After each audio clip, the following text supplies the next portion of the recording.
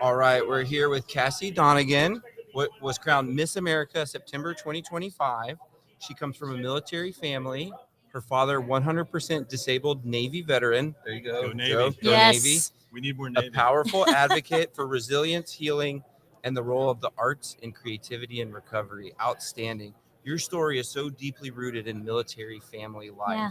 How did growing up in a military family environment kind of shape you who you are today? So many ways. I think we like to talk a lot about, I've gotten asked quite a few times today about, preparation for Miss America and what that looks like.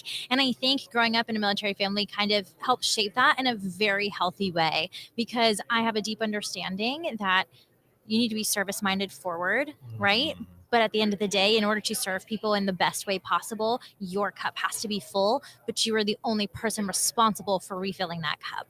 And a lot of my childhood was acknowledging the emotions that we're having about something, but we have to pick ourselves up after, learn from it, and move forward, carry on, and make educated decisions on that, what you learned moving forward. And a lot of that came from my dad.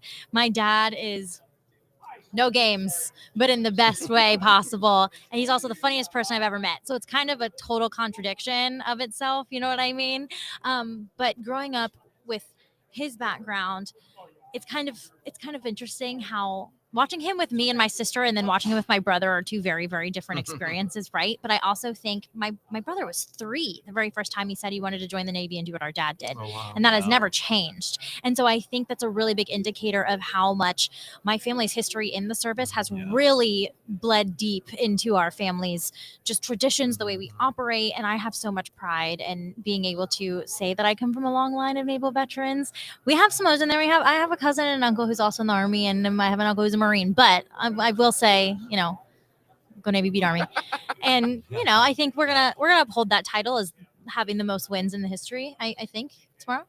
Probably forever. Yeah. Ongoing. Yeah. I don't see us losing again. Ever Yeah. again.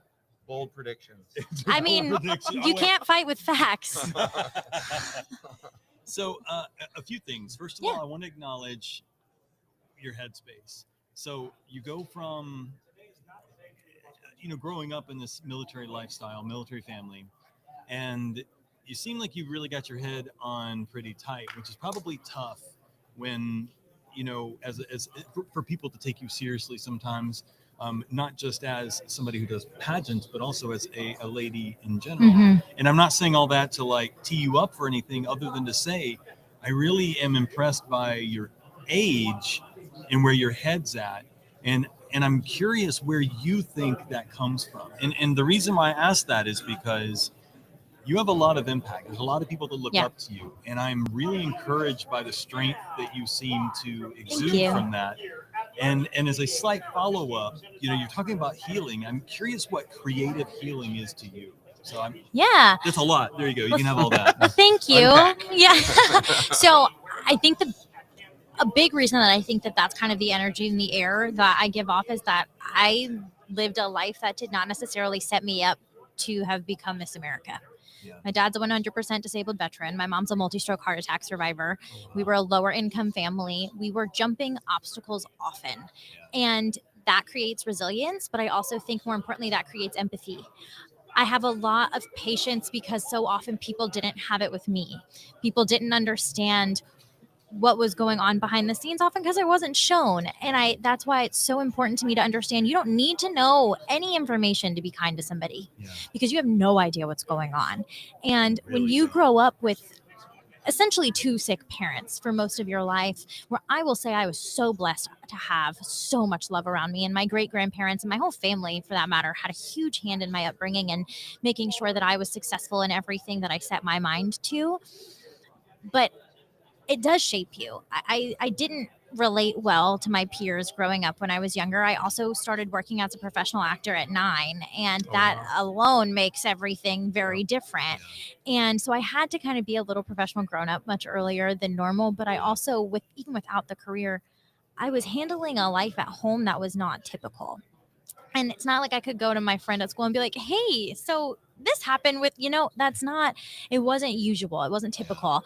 And so it was a little bit isolating in some ways, and I've Which is the wanted, worst. yeah, and it's made me want to lead a life that ensures that nobody ever feels like I did at any point. And a lot of the differences in my upbringing resulted in quite a bit of bullying growing up as well. And it's so crucial to the success of our society for people to understand that the person sitting across from you is no more or less important than you and your journey, and their reason, their why, their background, their intention is just as important as yours. And I To feel try to, safe around you. yes, As a human being.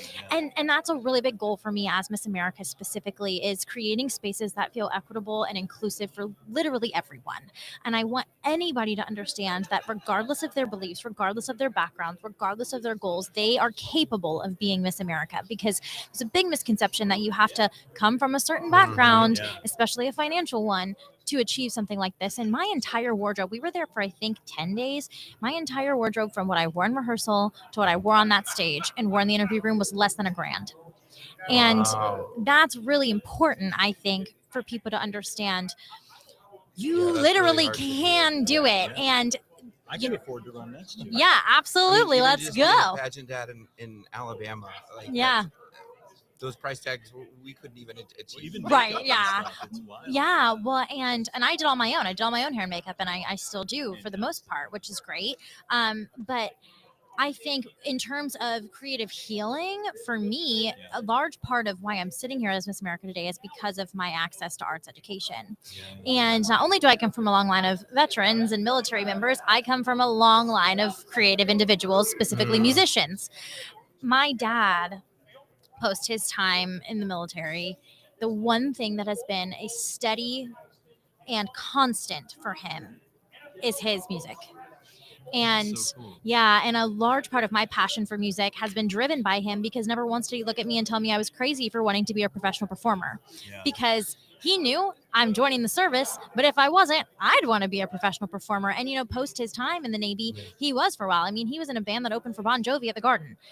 Insane, cool. right? Insane. Yeah. I love to drop that when I can, because like, how many Nice, people's yeah. dads did that? Like, and he's a very talented musician. He's an incredible writer, and he plays the bass and the guitar like nobody's business. His fingers fly so fast on the freaking bass, it's insane. That's so cool. And I've watched him on days where you can just tell that there's not much left in him, right? That he feels he can give, and he picks up an instrument, and it completely changes the course of his day and his demeanor and everything. And also, both of my great grandfathers passed from some form of Alzheimer's or dementia, and watching them sometimes have no idea what's going on, but music would bring them right back, is critical to ensuring my community service initiative is promoting arts education in our school systems and ensuring that every young person has equitable access regardless of where they're going to school, and ensuring that they have the fullness of a robust educational experience. And that is critical to the success of our society as well, because we are responsible for preparing our young people to be the best versions of themselves and to be a whole human being. And that includes creative understanding and expression.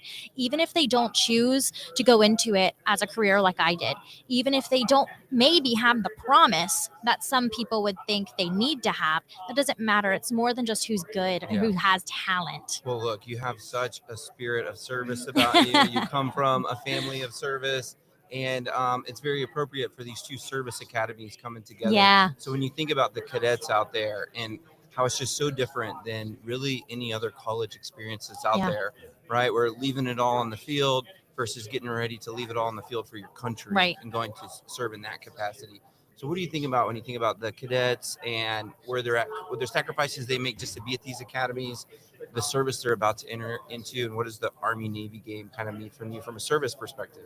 I think what's so special about the Army-Navy game is, yes, we all love to throw our stuff around. We say what we're going to say, but right, exactly. Like Army's going to win by 7 touchdowns. Fear not, fear not.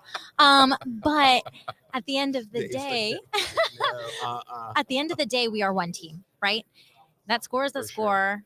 Navy's still going to hold the title of the most wins in the history, but we are one team who are all coming together. And what's important is it's so easy to forget in this country and today's society that freedom is not ever really free. And when you have an understanding of what that sacrifice and that service looks like and the domino effect it has, not just on the continuation of that freedom and those rights, but also the flip of that, when your father's a 100% disabled veteran from his service, the impact that has as well. And his son can still say, I want to go do that. And knowing those cadets on the field, that's a very similar journey to what my baby brother wants to go and do. It makes me so proud and also so scared at the same time. But it's one of those things where I get really emotional over those things because I have a very deep understanding of the fact that I'm able to sit here as Miss America because for decades upon decades upon decades, people have chosen to put their life on the line, knowing there was a really good chance that they weren't going to come home. And I'm very thankful and lucky that my family has come home every time. But I understand that that's not the case for so many people. And tomorrow is a really fun way of unity and a patriotic event, but it represents so much more than that. That isn't always fun and happy in a game. And that we're standing on the shoulders of some pretty incredible men and women that have served and given so much. So, good grief. So, Cassie Donegan, Miss America 2025, and military family advocate. I don't even know what year it is. That was my confusion. There. Into the future, Joe. The future is now, old man. But thanks so much for being with us on Media Row. I just want to say it means so much for you to spread your joy around us. Like your parents, I also pass my beauty on to my children. And so, but no, thank you so much for being here. It means an awful lot for you to be here. Thank you. Lima with us. Thank you both so much. Can we get your autograph? And Yeah. do you have time for a picture Of before your next one? course. Absolutely. All right, we'll okay. Where should I do it? Wherever you Wherever you want. your signature belongs.